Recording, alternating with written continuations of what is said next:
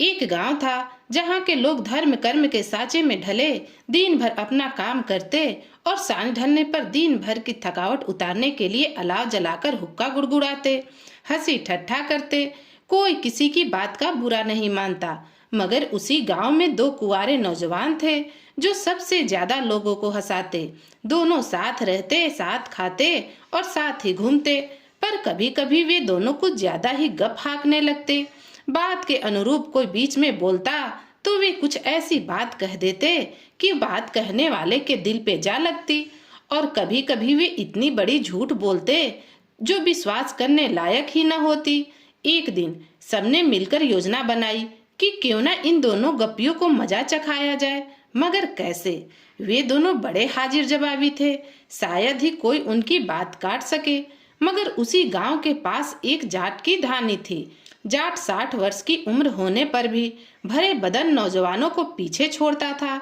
होठों पर तो सरस्वती विराजती थी, उन्हें बेमाप की सुस्ती थी। मजमे में उनके होते हुए किसी दूसरे आदमी के होठ नहीं खुलते। जो जैसी बात करता, जाट उसको उसी भाषा में दुगने जोश से जवाब देता।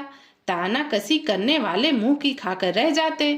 पर उनकी अजीब बात यह थी कि जाटनी के सामने उनकी भरकूटी आठों पहर चढ़ी रहती। एक बार हिम्मत करके जाटनी ने जाट से इसका मतलब पूछ लिया। जाट ने अंधेर जवाब दे दिया, बावली, मेरी जोड़ीदार होकर तो इतना भी नहीं जानती। बता, दुनिया में ऐसा कौन सा पेड़ है जिस पर अपनी छाया का परस होता है? समूची दुनिया को सारोबार करने वाले बादल तो एकदम कोरे ही रहते हैं। बता, हवा को कभी बयार लगती है? सूरज को कभी रोशनी मिली है? और नीति की पुख्ता बात यह है कि औरतों को हंसना या मुस्कुराना कतई शोभा नहीं देता। उधर फिर एक दिन गांव के 4-5 आदमी उस जाट के पास पहुंचे। जाट से कहने लगे, चौधरी, अपने गांव के उन दो गपियों को तो आप जानते ही होंगे। जाट कहने लगा, हाँ, तो ऐसे एकाध आदमी हर गांव में मिल जाएंगे। मगर बात क्या है, यह तो बताओ। गांव वाले कहने लगे, उन दोनों की झूठ और गप हमने बहुत सुनी है, मगर अब तो वे हद से ज्यादा ही झूठ बोलने लगे। ना ही किसी की सुनते हैं, ना ही किसी को बोलने देते हैं, ना उन्होंने कोई काम है। सांझ होते ही चौपाल में आ धमकते हैं। हमारा तो उन्होंने लहू पी लिया है। कहते हैं हमारी जोड़ का आदमी इस धरती पर भी नहीं है। अब हम आपके भरोसे यहाँ आए हैं, आप ही उन्हें कुछ सबक सिखा सकते हैं। जाट बोला, इसमें कौन से श्लोक वाचने की बात है? जैसे तैसे बहाने से मेरे पास भेज दो, उनका हिसाब किताब सही से कर दूंगा। मगर हाँ, उन्हें यह पता मत लगने देना कि वे मेरे पास जानबूझकर भेजे गए हैं। गांव वाले जाट की बात सुनकर खुशी खुशी घर चले गए। अगले दिन 2 घड़ी दिन चढ़ते ही एक आदमी ने दोनों गप्पियों से कहा, चलो खेत की तरफ। दोनों गप्पी उसके साथ जाने को तैयार हो लिए। मन ही मन सोचा, चलो आज इसका पोपट बनाते हैं, साथ ही खेतों की हवा भी खाते हैं। मन ही मन खुश होते गप्पी उस आदमी के साथ खेतों की तरफ चल पड़े। जाट की धानी के पास से गुजरे तो जाट ने उन्हें हुक्का पानी पीने के लिए बुला लिया। तीनों जाट के पास नीम की पेड़ की छाया में चरपाई पर जा बैठे और हुक्का गुड़गुड़ाने लगे।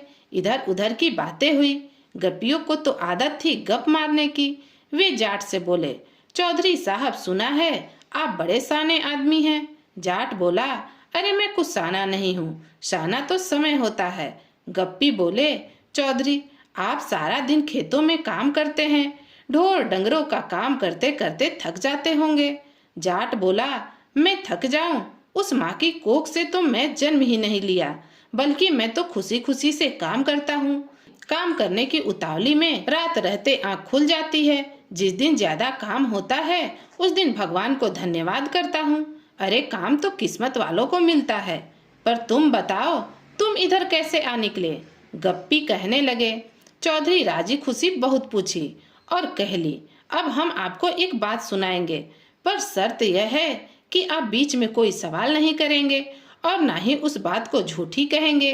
अगर आपने ऐसा किया तो आपको हमें 500 रुपए देने पड़ेंगे। जाट कहने लगा, हार मानूं तो तुम समझोगे मैं मुकर गया, मगर मैं तो तुम्हारी बात सुनने को तैयार भी हूँ और शर्त मानने को भी तैयार हूँ।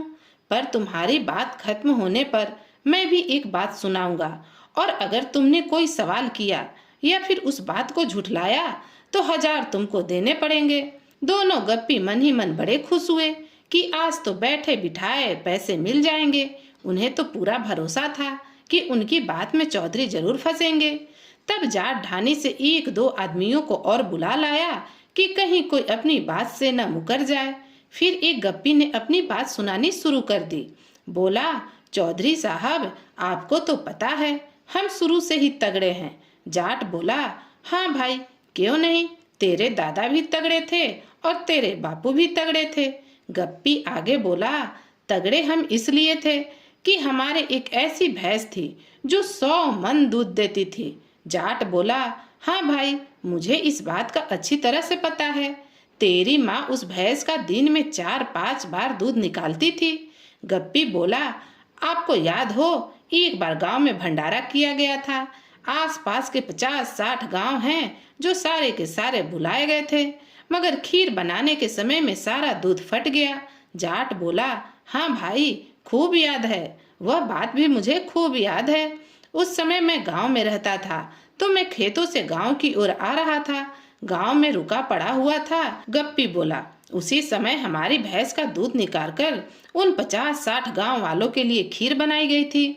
जाट बोला, हाँ भाई, मैं भी नहा धोकर भंडारे की खीर खाकर आया था। बड़ी मजेदार खीर बनी थी। दोनों गप्पी एक दूसरे की तरफ देखने लगे कि आज तो खूब फंसे, यह तो आज आफत मोल ले ली।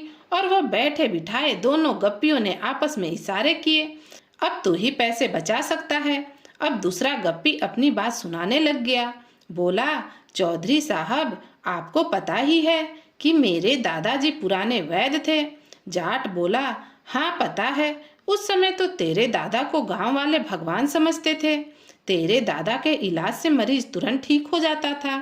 गप्पी आगे बोला, आपको यह भी पता होगा कि मेरे दादा किसी के हाथ पैर कट जाए तो तुरंत जोड़ देता था। जाट बोला, उस समय तो गांव में क्या, आसपास के गांव में भी किसी का पैर कट जाता तो तेरे दादा ही जोड़ते थे, तभी तो लोग उन्हें भगवान मानते थे। गप्पी ने सोचा, आज तो बुरे फंसे, फिर भी सोच कर बोला, एक बार तो चौधरी साहब गजब हो गया। एक आदमी बैलगाड़ी के नीचे आकर बीच से कट गया। पेट के नीचे के हिस्से का तो कचुम्बर निकल गया।